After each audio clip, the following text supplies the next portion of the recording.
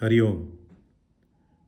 దుఃఖము, చింత, భయము, క్రోధము, రాగము, ద్వేషము, లోభము, మోహము, కామవికారము, సుపీరియారిటీ, ఇన్ఫీరియారిటీ, సుఖం, సంతోషం, నిర్భయత, శాంతి, నిర్మలత్వం, ప్రసన్నంగా ఉండడం, వివేకం, ఇవన్నీ అపరోక్షంగా, అంటే కళ్ళతో చూడకుండా, చెవులతో వినకుండా, వేరే వాళ్ళు మనకి తెలియచేయకుండానే మనం అందరం నిరంతరం మన జీవితంలో ఈ అనుభవం యొక్క బరువును మోస్తూనే ఉంటాం. కొందరంటారు, ప్రకృతి చేత ప్రేరేపింపబడి మనుష్యుడు ఇలా చేస్తున్నాడు అని. కొంతమంది అంటారు, తన స్వభావం వల్ల మనిషికి ఇది తప్పదు. కొంతమంది అంటారు, ఈశ్వరుడిచే ప్రేరేపించబడిన వల్ల ఈ మనిషి ఇలా ప్రవర్తిస్తున్నాడు. మనిషి యొక్క పరిస్థితి ఇలాగే ఉంది, ఎప్పటి నుంచో ఇలాగే ఉంది, ఇలాగే ఉంటుంది కూడా. ఎప్పటిదాకా ఇలా ఉంటుంది?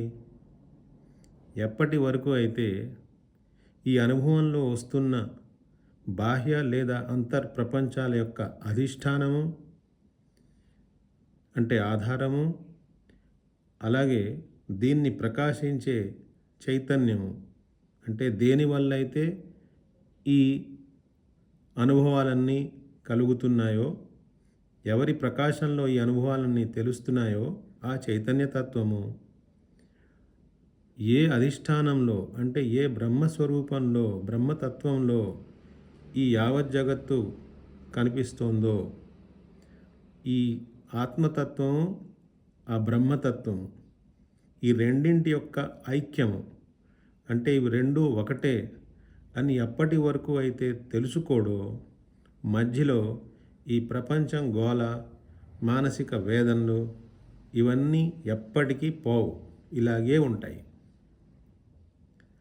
మనం ఒక గురువుని ఆశ్రయించవచ్చు, ఒక శాస్త్రాన్ని ఆశ్రయించవచ్చు, ఒక ధర్మాన్ని పాటించవచ్చు, ఒక పద్ధతిని అనుసరించవచ్చు, ఒక అవలంబన తీసుకోవచ్చు. కానీ చాలామంది విషయంలో ఇదేమవుతుంది అంటే మన మనసుకి ఇంకొక ఫైల్ యాడ్ చేసినట్టు అవుతుంది. పాతగోల్లాగే నడుస్తూ ఉంటుంది, కొత్తగా కొంత యాడ్ అవుతుంది. పాము చావదు, కర్ర విరగదు.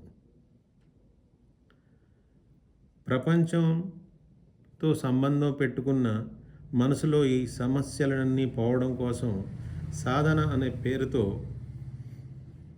ఈ వేదన అనే పాముని చంపడానికి శతవిధాలుగా ప్రయత్నం చేస్తూ ఉంటాం. ఈ పాము రకరకాలుగా నడుస్తుంది, దాని విన్యాసాలని మార్చుకుంటూ ఉంటుంది. ఒక తలకాయ చంపేసరికి ఇంకొక తలకాయ తీస్తుంది, రావణాసురుడిలాగా.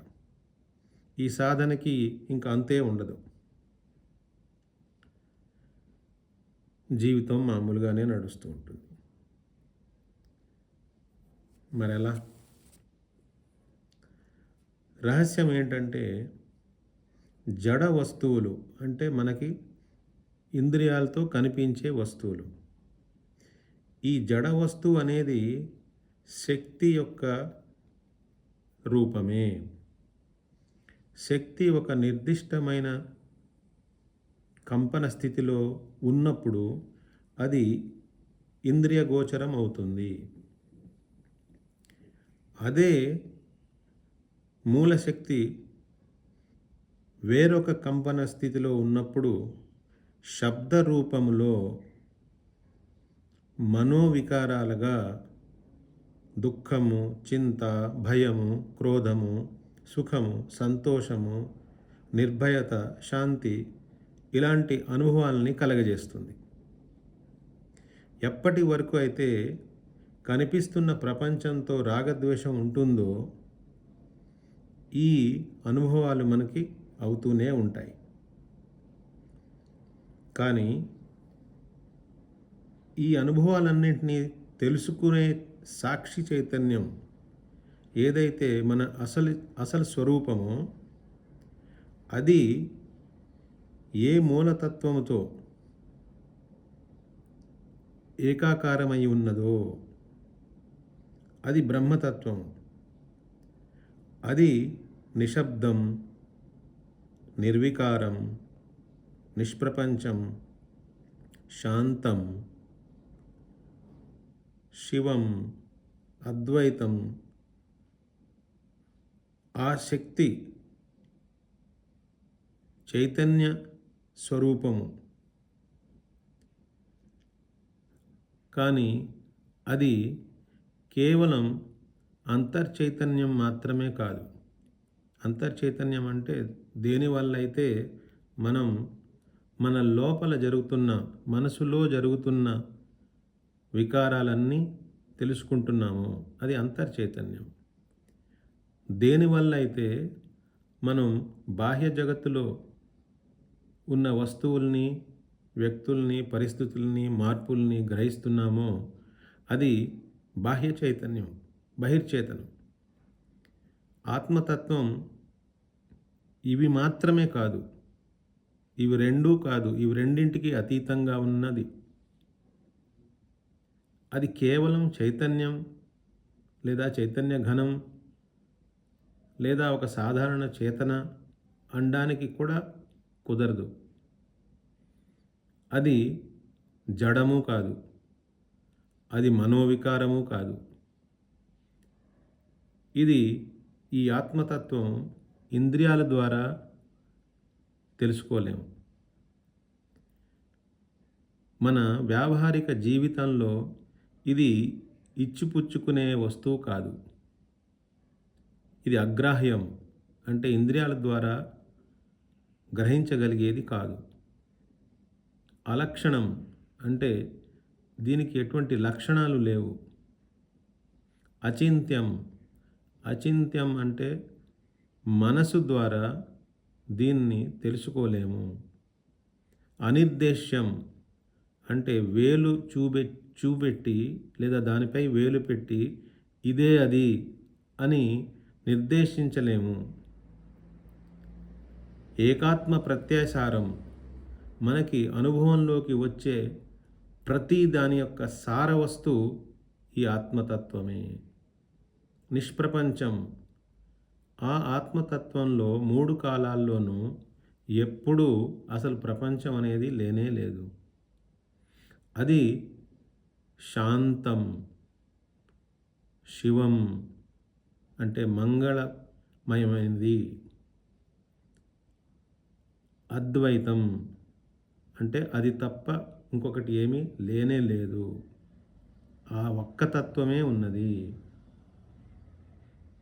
జాగ్రత్త, స్వప్న, సుషుప్తి అవస్థలకు వేరుగా ఉంది కాబట్టి, ఆ మూడింటికంటే వేరుగా ఉంది కాబట్టి తురియ అంటే 4వది అని పిలువబడే ఈ ఆత్మ ఏదైతే ఉందో ఈ ఆత్మయే యావత్ జగత్కి అధిష్టానం, ఆధారం. అదే ఈ జగత్తుని ప్రకాశించే చైతన్యం. ఆ కాంతిలోనే, ఆ ఆత్మకాంతిలోనే మనం అన్నీ తెలుసుకుంటున్నాము. ఆ ఆత్మయే తెలుసుకోదగినది, దానినే మనం తెలుసుకోవాలి. దాని కాంతిలోనే దాన్ని తెలుసుకోవచ్చు. అది సాధ్య వస్తువు కాదు, అది సిద్ధ వస్తువు, నిత్య ప్రాప్త వస్తువు. తరతి శోకం ఆత్మవిత్, ఈ ఆత్మని తెలుసుకున్నవాడు శోకాన్ని దాటుతాడు. మనిషి ఈ దుఃఖ సంసారం నుంచి దాటి బయటపడాలంటే ఈ ఆత్మతత్వాన్ని తెలుసుకోవాలి. అయం ఆత్మా బ్రహ్మ, ఈ ఆత్మయే బ్రహ్మము. అహం బ్రహ్మాస్మి, నేనే ఆ బ్రహ్మతత్వమును. మరి సాధన ఏమిటి? సాధన మనసులో వికారాల్ని తగ్గించి మనసుని ఏకాగ్రం చేసి ఈ తత్వానికి దగ్గరికి తీసుకురావడంలో ఉపయోగపడతాయి. కానీ అసలైన సాధన బ్రహ్మ జిజ్ఞాస, అంటే బ్రహ్మం గురించి విచారించడము, అనుసంధానం చేయడము. ఆ బ్రహ్మతత్వాన్ని మనం బ్రహ్మతత్వం యొక్క ప్రకాశంలోనే తెలుసుకోగలము. సూర్యుడిని చూడడానికి మనకి వేరే కాంతి జనకం అవసరం లేదు కదా. సూర్యుడిని సూర్యకాంతిలోనే తెలుసుకుంటాము. అలాగే బ్రహ్మతత్వాన్ని బ్రహ్మతత్వం కాంతిలోనే తెలుసుకుంటాము. అలా తెలుసుకునేవాడు బ్రహ్మమే అవుతాడు. బ్రహ్మవిత్ బ్రహ్మైవ భవతి. ఇది ఎలా ఉంటుందంటే, మనం చీకటి సైడ్లో ఉండి, చీకటి వైపు మనం ఉండి తెర ఉంటే ఆ తెరని అలా అని అందులోంచి కాంతి వైపుకి మనం బయటికి రావడం. అలాగే మన మనసులో జరిగే వికారాల్లోంచి మనం దాని వెనకాల ఉన్న ఆత్మతత్వంలోకి, బ్రహ్మతత్వంలోకి మనం ప్రవేశించడము.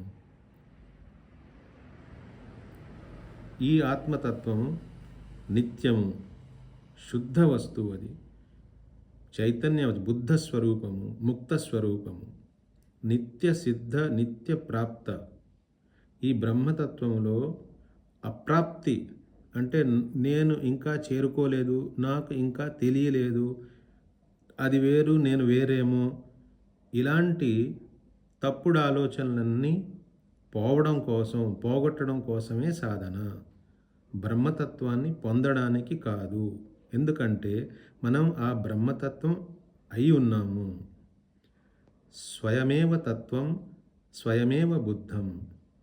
మనమే ఆ తత్వం, మనమే దాన్ని తెలుసుకునే బుద్ధ స్వరూపము. ఇటువంటి దృఢ నిశ్చయమే